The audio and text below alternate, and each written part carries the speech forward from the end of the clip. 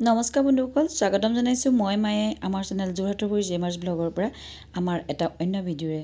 আৰু কেইবাদিনো ভিডিঅ' লৈ অহা নাই, আজি এটা ভিডিঅ' লৈ আহিছোঁ কেইযোৰমান ধুনীয়া ধুনীয়া মেখেলা চাদৰ ৰিবনত কৰা।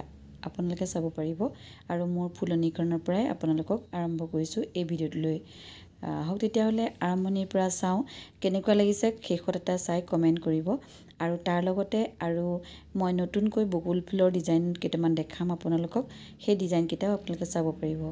এযোৰ মোৰ ৰিবন চিলাই কৰা, কালাৰ কম্বিনেশ্যন কেনেকুৱা হৈছে জনাবলৈ নাপাহৰিব।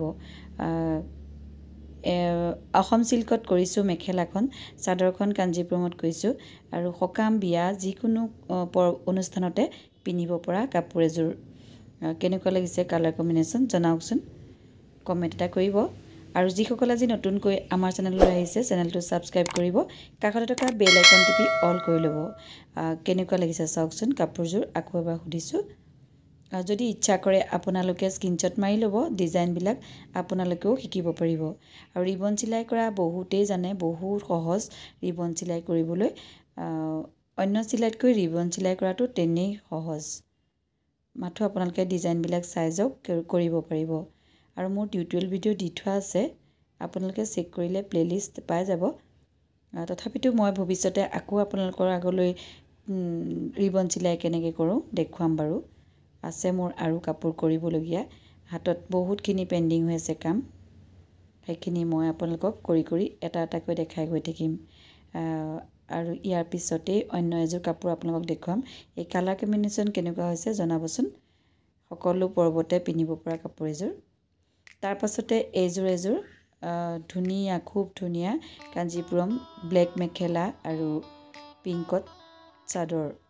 ফুলখিনি কেনেকুৱা হৈছে, কালাৰ কম্বিনেশ্যন কেনেকুৱা হৈছে ৰিবনত কৰা, আপোনালোকে জনাবচোন। কাপোৰযোৰৰ বৰ্ডাৰটোত মই এটা মাৰ্কেটৰ পৰা পাৰি আনি লগাই দিছোঁ। আৰু এইফালে তলত যিখিনি দহি বাতিব লাগে দহি নাবাতি মণিৰ পাৰি লগাই দিছোঁ। সদায় দহি বটা কাপোৰবিলাক ভাল নালাগে, যিহেতু খুবেই দহি বাতিবলৈ লৈছে মানুহবিলাকে, সেইকাৰণে মাজে মাজে এনেদৰে মাৰ্কেটৰ কিছুমান নতুন ইউনিক ষ্টাইলৰ কামবিলাক মেখেলা চাদৰত বনাই দিলে পিন্ধিবলৈ ভাল লাগে, দেখিবলৈও ভাল লাগে। মোৰ ৰিবন চিলাই কৰা কাপোৰ অন্য এইযোৰ ৰ'জ, একদম কমপ্লিট ৰ'জৰ ডিজাইন চাওকচোন, পাতকেইটা কেনেকুৱা লাগিছে। আৰু এই কাপোৰযোৰত মই ৰিবনটো কৰি লৈ কাটিং কৰি এপ্লিক লগাই দিছোঁ। আৰু ছাইড পাৰিটো আউটলাইনাৰটো দহি টাইপত এয়া মণি লগাই দিছোঁ।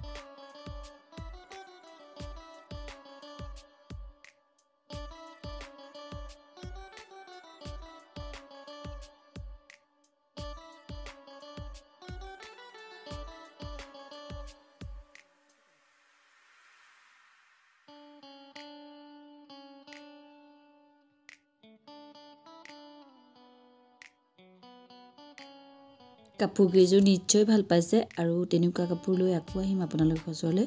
কিন্তু আজি মই আপোনালোকক শেষত এটা ডিজাইন দেখুৱাইছোঁ, বকুল ফুলৰ ডিজাইন। এই ডিজাইনটো মই কুশ্বন কভাৰ কৰিছিলোঁ, কাপোৰ পুৰণা হ'ল, কিন্তু কভাৰটোৰ ডিজাইনটো মেমৰি হিচাপে থাকক আৰু আপোনালোকেও কোনোবাই শিকিব পাৰিব, সেইকাৰণে মই আপোনালোকক দেখাবলৈ চেষ্টা কৰিছোঁ এই বকুল ফুলৰ ডিজাইনটো। বৰ্ডাৰটো এনেকৈ ৰুলেক্সৰ পাৰি কিনি আনি লগাই দিছিলোঁ আৰু য়েল্লো কৰিছিলোঁ। আৰু তাৰ লগতে মই চুমকি ভৰাই দিছিলোঁ, চুমকিখিনি এনেকৈ ডিজাইন দিছোঁ। চুমকিৰ ডিজাইন বহুত ধুনীয়াকৈ দিব পাৰি। বকুল ফুলৰ ডিজাইনখিনি কেনেকুৱা লাগিছে চাওকচোন। অকল ডিজাইনখিনিৰ কাৰণেহে মই আপোনালোকক দেখুৱাইছোঁ।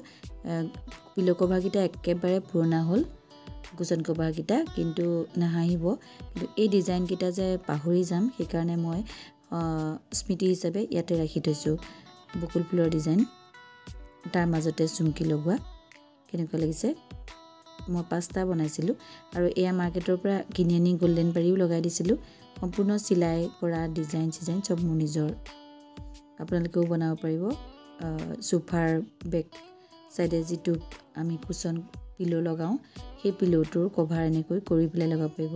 কৰিবলৈ একেবাৰে সহজ, দেখি ল'লে ডিজাইনবিলাক দেখিলেই কৰিব পাৰি। তাৰপিছত চুমকি লগোৱা অন্য এটা ডিজাইন হৈছে এইটো। এইখন মই আপোনালোকে মোৰ ভিডিঅ'বিলাকত দেখিয়ে থাকে, যিহেতু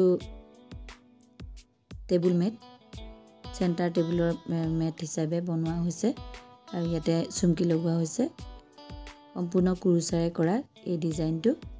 আৰু এইফালে ৱাল হেঙিং এটাও বনাইছিলোঁ, এইটো চুমকি কৰি ডিজাইন কৰা হৈছিলে, তাতে ৱেলকাম লিখা হৈছিলে।